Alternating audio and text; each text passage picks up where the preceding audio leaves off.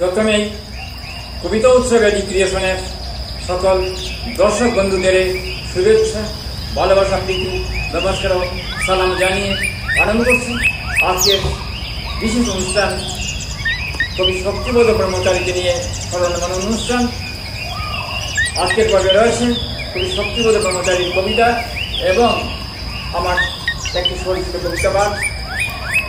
তাহলে প্রথমেই কবি শক্তিবোধ ব্রহ্মচারীর অতি সংক্ষিপ্ত পরিচয় দর্শকের কাছে তুলে ধরছি। কবি শক্তিবোধ ব্রহ্মচারী একজন কিংবদন্তি কবি। তার জন্ম হয়েছিল 20 এপ্রিল 1937 ইংরেজিতে, অর্থাৎ বাংলা 7 বৈশাখ 1344 বাংলায় মঙ্গলবার সিলেটের হবিগঞ্জে মহকুমায় বাবা শশীভূষণ ব্রহ্মচারী, মা প্রভাবতী দেবী।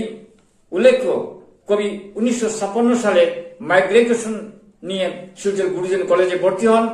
পরবর্তীতে এই গুরুজন কলেজেই বাংলা অধ্যাপনা করেন।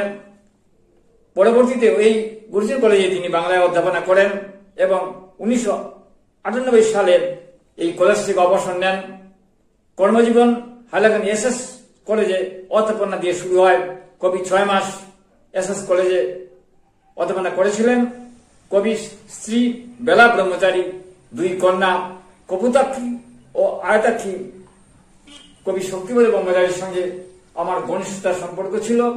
আমি কয়েক বছর শিলচরে ছিলাম, সেই সময় তার সঙ্গে ঘনিষ্ঠতা গড়ে ওঠে এবং আমার বেলামি লিটিল ম্যাগাজিনে, আমার সম্পাদিত বেলামি লিটিল ম্যাগাজিনে কবির অনেকগুলো কবিতা আমি প্রকাশ করেছিলাম। কবির উল্লেখযোগ্য কাজগুলি হল সময়সরী হৃদয় 1971 ইংরেজিতে বের হয় ভবিষ্যৎ প্রকাশনী থেকে।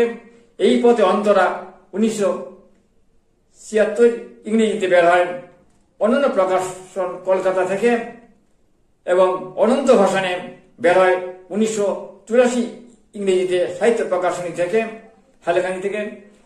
কাঠের নৌকো 1994 ইংরেজিতে বের হয় খ প্রকাশনী শিলচর থেকে। শ্রেষ্ঠ কবিতা 1995 প্রমা প্রকাশনী থেকে বের হয় কলকাতা থেকে। লঘুপদ্য 2000 সালে বের হয় গ্রাফিক পাবলিকেশন শিলচর থেকে।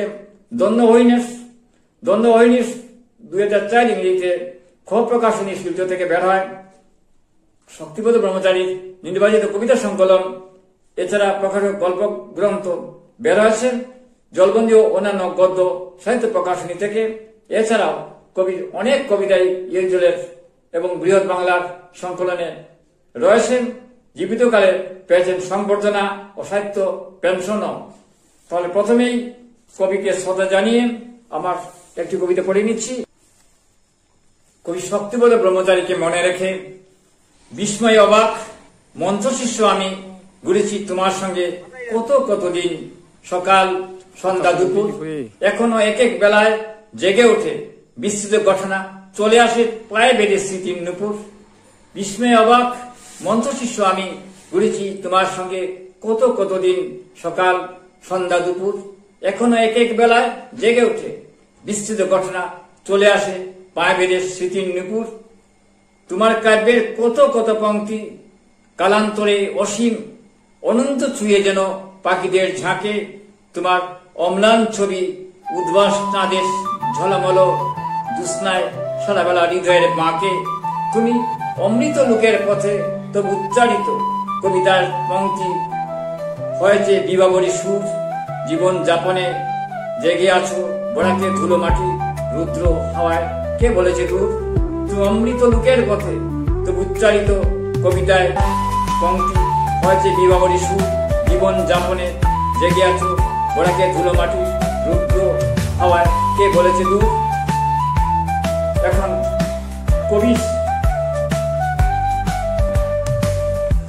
কবিতা পড়ে নিচ্ছি।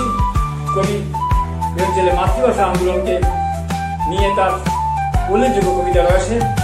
আমি প্রথমে পড়ে নিচ্ছি অতি বিখ্যাত কবিতা শিরোনাম বঙ্গভূমি মা।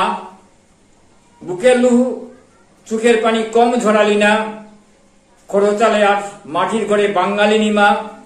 রইল পরে অসন বসন মাথা চুলে জট, আয়না দিলুম কাকই দিলুম শয্যা ছেড়ে ওঠ। দেখ মা এবার দু চোখ মেলে তুই কামাল কাটা দামাল ছেলে বিল হাওড়ে গান জুড়েছে বাঁশি দিয়ে যা আমার উড়াল পাখি মুখের বলি বঙ্গভূমি মা।